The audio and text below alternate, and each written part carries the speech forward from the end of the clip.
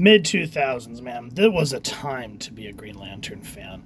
They brought Hal Jordan back, reestablished the Green Lantern Corps, showed how much of a badass Kyle Rayner was, brought us the Blackest Nights, brought us the Sinestro War, showed the batshit craziness of Superboy Prime.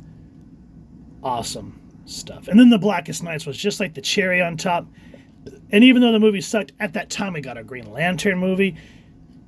It was just a time. You've had to have been there. And then in addition to Green Lantern Corps, we also got out of the Green Lantern, what was it, the Green Lantern War or something like that, where their rings were reprogrammed and they were ended up killing each other. We got Emerald Warriors. This was awesome. And that cover, man. Always loved that particular cover. So this is the aftermath of, I don't know if the Green Lantern War has happened yet, but this is more or less the aftermath of Blackest Nights. And where is it where Guy starts talking? Here it is. Hanging out in his skivvies. Ring, throw my threads on. Digicam, start recording. Okay, trying to square things in my head, but I figure there's no time like the present to think about the future. Since there's a damn good chance I may not be around for security notification, location of stolen Raconium detective, recording stop. I'm on it. And so we see this spaceship flying through kind of that warp speed thing. And I just love how there's this casual green gaining on them. And they just happen to look. And Guy is just riding a motorcycle. All right, you thieving bastards. Boom. That's how you do a comic. You see that screen? You got 10 seconds to stop this bird. And now there are passengers like kidnapped scientists on board. And, maybe Guy didn't exactly think things completely through. But we just see how even though he's a little more of a loose cannon than Hal Jordan, that he deserves that power ring. And why he is sort of the lone wolf of the Green Lantern Corps. Even though this was a time for digital artwork, nonetheless, beautiful pencils, beautiful coloring, beautiful ink, dynamically done. All the attention to detail with the color palette, exaggerating the carnage, all the little details in the Green Lantern construct. I miss books like this. Well, I sure as hell don't speak softly, and I like carrying a big-ass green stick, which I got no problem swinging when necessary. Now, if you remember, during Blackest Nights, Guy was possessed by a Red Lantern ring. Now, he still needs to be healed, but he has not done so. And so it's kind of screwing with him a little bit.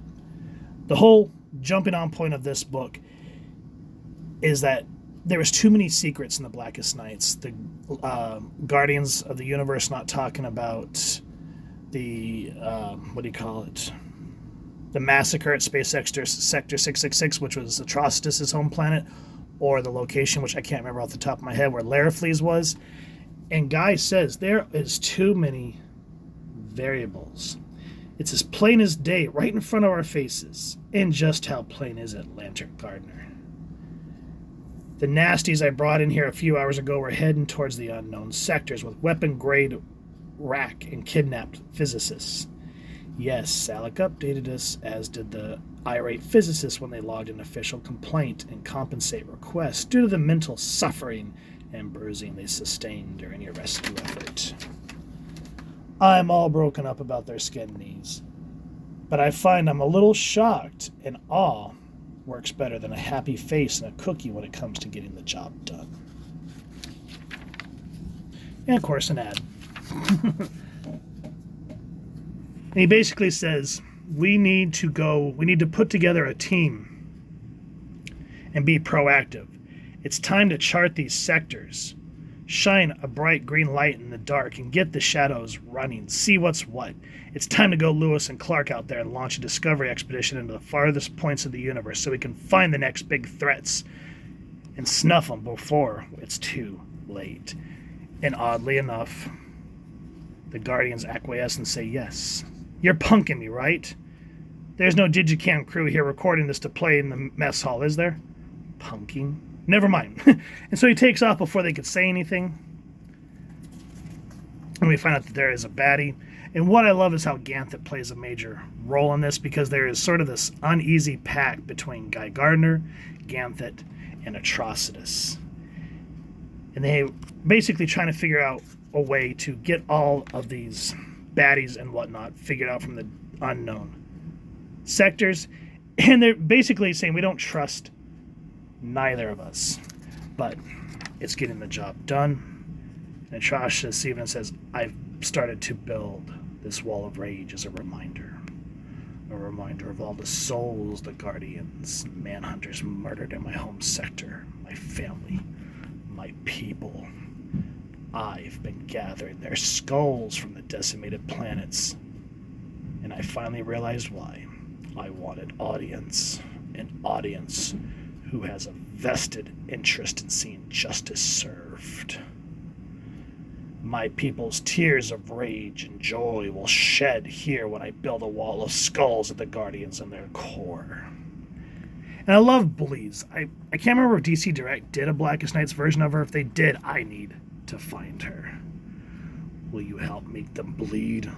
Will you help me build the wall? Yes! And then I love as he sends her out to basically be a spy on Ganthet and Guy Gardner. Fly, my red angel. Fly. Yes! And I just hear this banshee voice in my head when I think of her. And you can see that the Red Lantern effect is starting to wear on him. And so he has kind of this ticking time bomb to get ahead of what's happening to him. And then we are introduced to one of the baddies of the books here at the end. I don't want to give it away. But the team that gets built in the next issue, absolutely loved it. And I just like the pacing of issue 1, because at this point, people should know who Guy Gardner is, and they at least give you some backstory into why all this is happening, who Ganthet is, why Atrocitus has a vested interest in everything that is going on. And Ganthet at least gives the reader enough backstory into why we should care about the unknown sectors. And it's one of those wild ride books. Highly recommend it. And I love I think it's the next issue where, what's his name? Kilowog gets thrown into the mix, and it's just like, hell yeah. It's just a great way to make Guy Gardner shine, because John Stewart and Kyle Rayner already kind of have the Green Lantern Corps book on lock, and of course Hal has the main book. So it was just cool to see Guy Gardner sort of run on his own as a lone wolf, which is kind of how he was intended to be. So if you guys have enjoyed what you've seen, please first and foremost support your local comic ships or wherever it is that you get your action figures and comics, and grab this series. If you've enjoyed this review, really would appreciate if you take a moment to like, share, and subscribe. Helps the channel more than you could possibly know. And if you don't mind hitting that fancy little power battery bell next to subscribe, that way as I can upload content, you guys get notified. Come to the channel, and I love talking with y'all and hearing your thoughts and feedback down in the comments or the socials, which I'll make sure to leave the links down in the description. So with all that said, hope y'all continue to have an absolutely amazing day reading, and happy hunting, everyone.